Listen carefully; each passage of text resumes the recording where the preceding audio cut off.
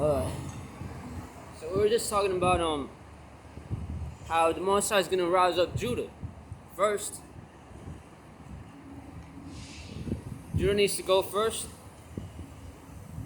and then after that, it's gonna be a butterfly effect. Then the Northern Kingdom's gonna go, and go next. Ephraim and all the rest of the Northern Kingdom.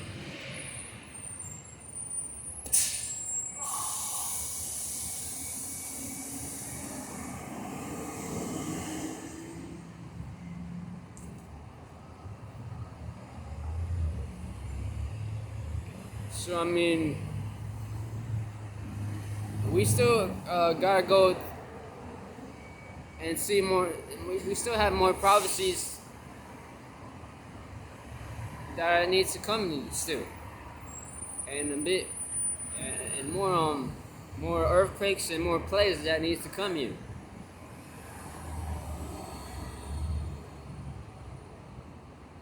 The birth pains, the rumors of wars and stuff, which we are seeing on the news and all that. Because I mean, even now you have Iranian and U.S. is going to war even now. China and the U.S. and all of that, you know. So that's Jeremiah 30:7 there. Alas, that day is great, so that none is like it. It is even a time of Jacob's trouble, but you shall be saved out of it. There you go.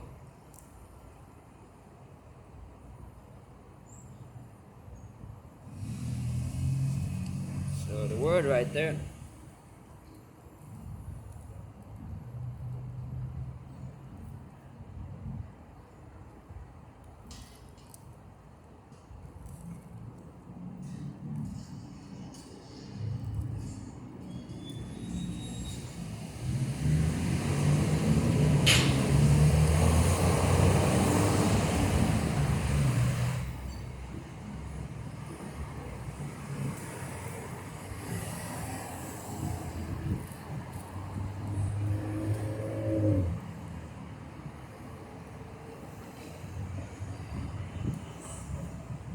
This Hebrews 1 in verse 1.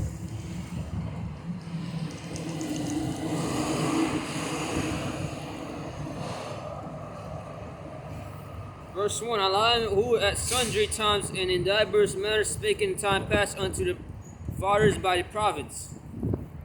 So the prophets have always been around here. The same thing is going on right now.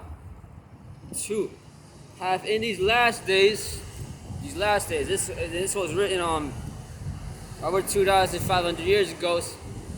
So we are in the last days now. Still, ever since Yahweh Shai stepped on earth.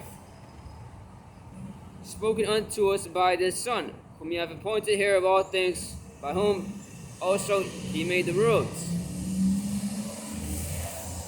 And that proves that there's many worlds out there. Also. That's a different topic. So we are in these last days. These are the last days, man. We've been in these last days. Okay.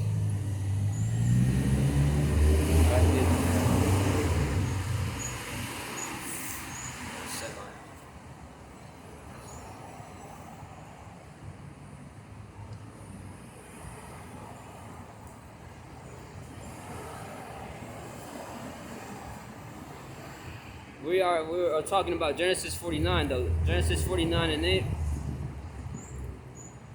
How it speaks about Judah's hands being on the neck of his enemies. Genesis 49 and verse 9, Judah's lions woke from the prey, my son, thou art gone up. He stooped down, he couched as a lion, and as an old lion, who shall rise him up? The Most High is going to rise up Judah.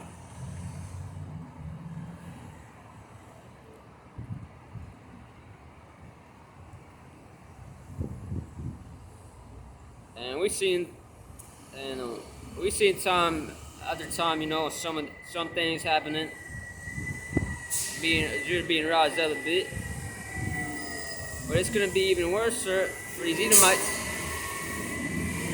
when we're really in the last phase. When we're really, really close to that World War III.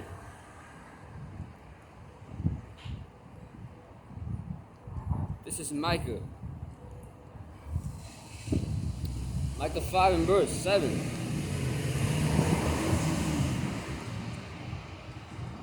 I mean 8.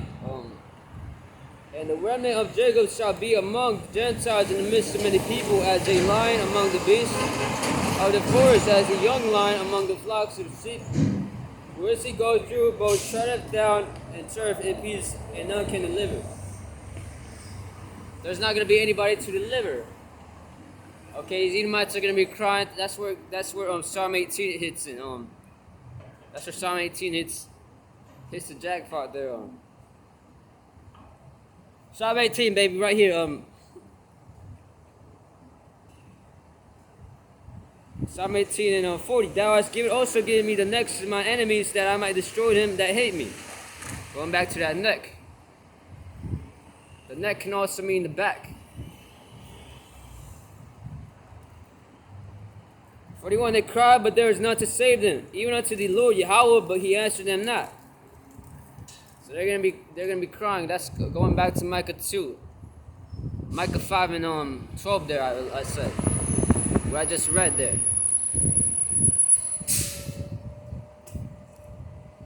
What I just read right there, man. What did I just read right there? What did I just read here? Micah.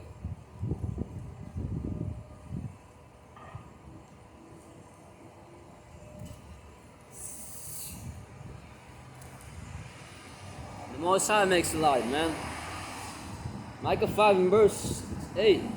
And the remnant of Jacob shall be among the Gentiles in the midst of many people, as a young lion among the beasts of the forest, as a young lion among the flocks of sheep. Who if he go through both treadeth down and turf in pieces, and none can deliver. The Most High's not gonna hear Esau, and that also proves that Edomites can be saved. That also disproves it. That disproves it, man.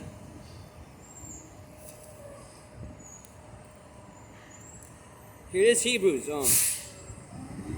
Hebrews chapter 4, verse 12. I mean, no, not that. Not that one. Got it.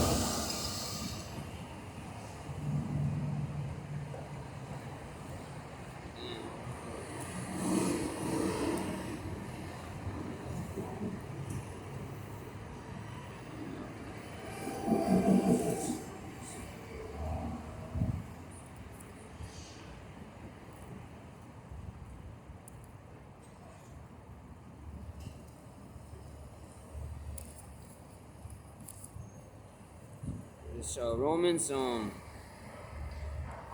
chapter 10 and 12. For there is no difference between the Jew and the Greek, for the same Lord over all is rich unto all that call upon him. But it says right there in the Psalm 18 and 41, they called upon him, but there was none to save him. That disproves the Edomites are going to be saved. That disproves it right there. That disproves it, and that destroys that false doctrine right there, man. Edomites can't be saved right there. The Rosh Psalms reads it. Right fucking there, man. That book, baby. No Edomites are going to be saved, man. That disproves that Hebrews 10 and 12 right there.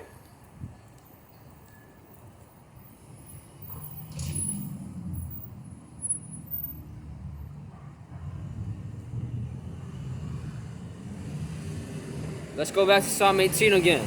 Psalm 18 again, cause this proves it right here.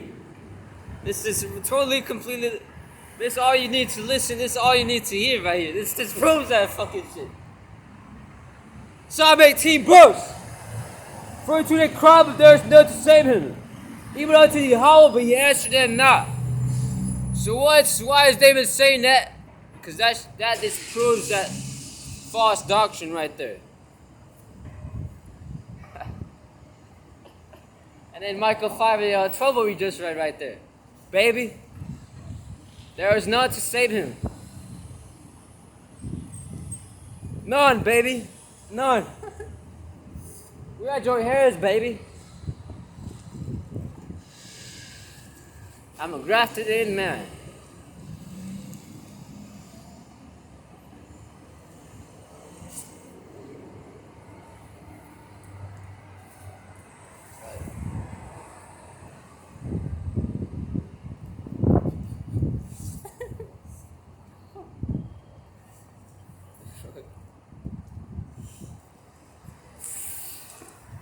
So that just proves it right there, baby. Psalm 18:41 again. I love this one. They cry, but there's none to save them, even unto the Lord Yahweh, but he answered them not.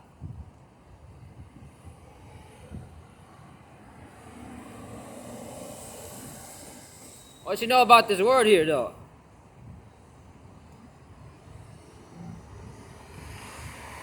Exactly.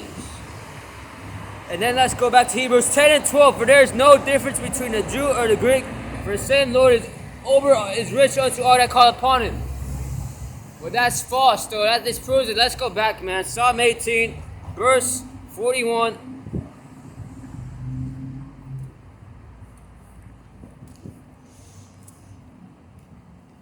They cried, but there is none to save them, even unto the Lord Yahweh, but he answered them not.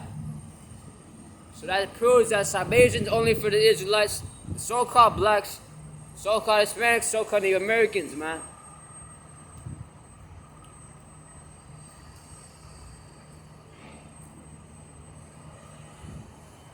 You might try to be Jake over here. You might try to be Jake over there.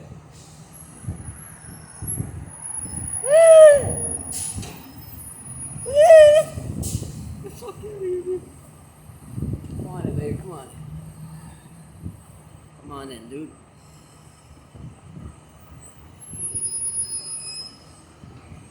Come on then.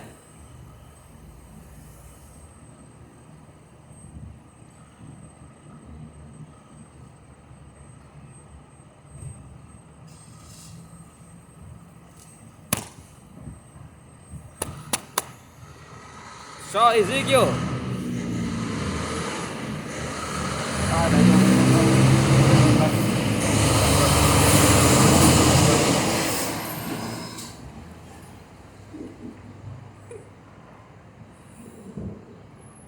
Alright, so that totally completely cuts any Christian who comes by any super Christian demon who comes by the camps and tries to, I'm gonna bring that out, man. I'm gonna start bringing that one out, man.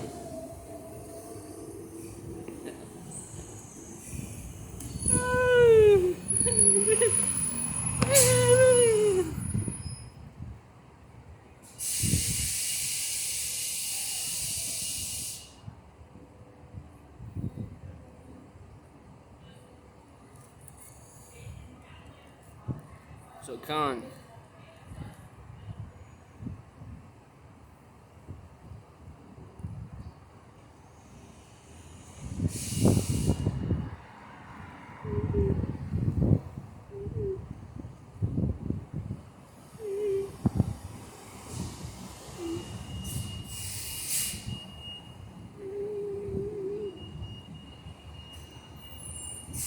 This Deuteronomy 12 verse 29. When the Lord Yahweh thy power shall cut off the nation from before thee, where thou goest to possess the land, and thou seest them and dwellest in their land.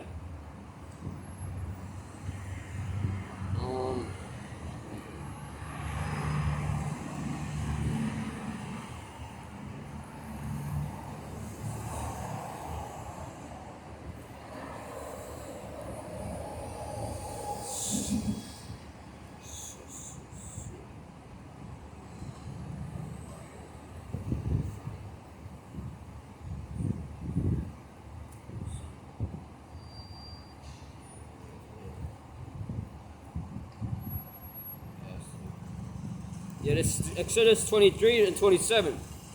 I will send my fear before thee and will destroy all the people to whom thou shalt come. And I will make all thy enemies turn their backs unto thee. So that's what I meant by their necks. They're going to be running. And none's going to deliver them.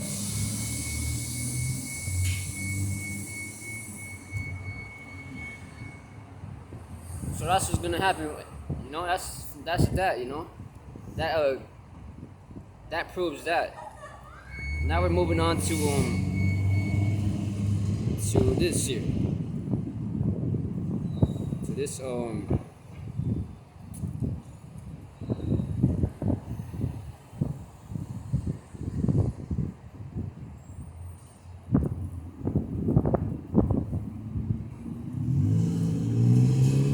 Job 23 and on verse 10.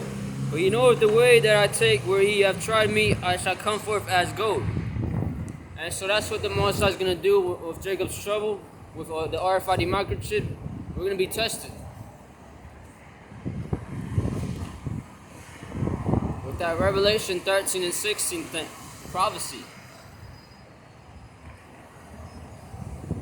He caused all, both small and great, rich and poor, free and bond, to receive a mark in their right hand or in their forehead. Revelation 13 and 16 there. That prophecy I'm speaking about, right? That I just read there. And verse 17 here, and that no man might bar his seal, save he that had the mark, or the name of the beast, or the number of his name. The name of the beast or the number of his name. The name of the beast and number of his name is all one and the same. And then ultimately Revelation 17 and 16, where the 10 toes, or the 10 horns, same thing, is also, they're going to destroy the whore Babylon the Great.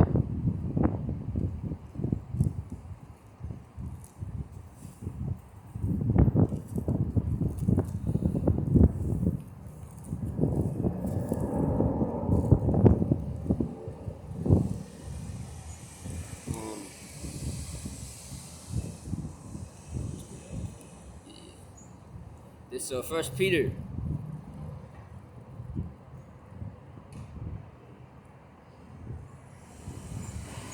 Yeah, this 1 Peter chapter 1 and verse Salakia,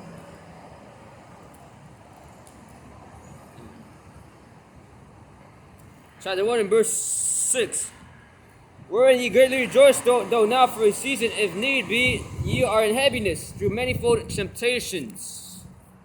And that's exactly what the RFID microchip, the hour of temptation, is talking about. There's RFID microchip. Verse 7, and that the trial of your faith being much more precious than of gold that perisheth, though it be tried with fire, might be found unto praise and honor and glory at the appearing of Yahweh Shai Mashiach. That's what the Most High is going to do to the elect, the brothers out there, starting with the man. And to, yeah, well, really the man. Really the man, the Lord's the man, the Lord's elect.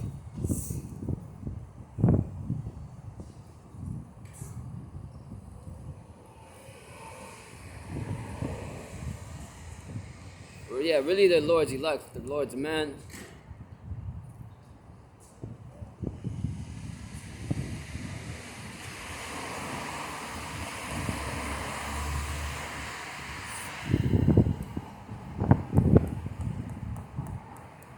He's gonna try to elect the more, you know, because we're, Lord willing, we, you know, we're the governing body, so we're gonna have to go through more than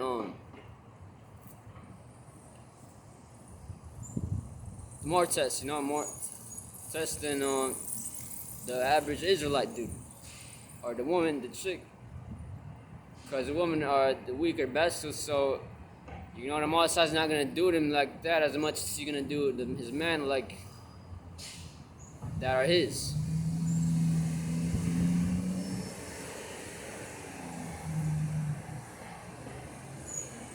So it only makes sense That's why I say his men Lord's men are gonna go through more. Then the average is the 2/3 Israelite man is full.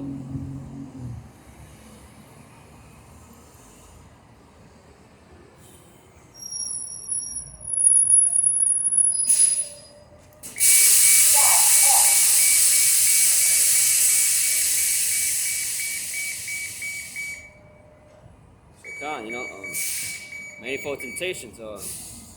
This Revelation 3 and 10 for now though.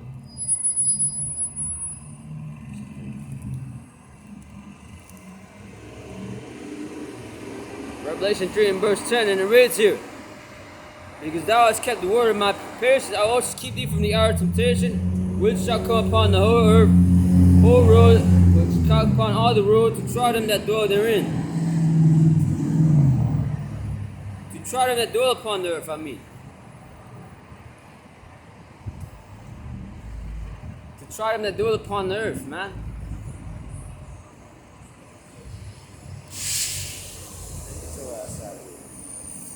Try them that dwell upon the earth. He's gonna keep them from the hour of temptation, meaning his spirits. And that's like also his spirit's gonna give him the spirit to endure, but that can also mean that he's gonna kill the brother so that he can be a martyr to a sacrifice for the Most High, man. Because we know Esau can kill, but it's really the Most High who's gonna kill that brother. Alright? So let's not get all holier than thou right now.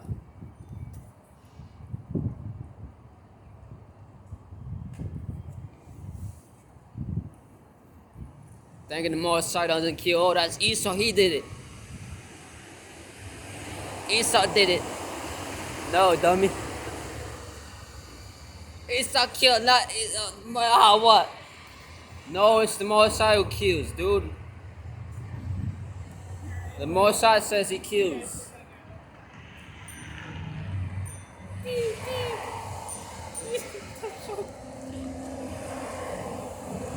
Esau killed.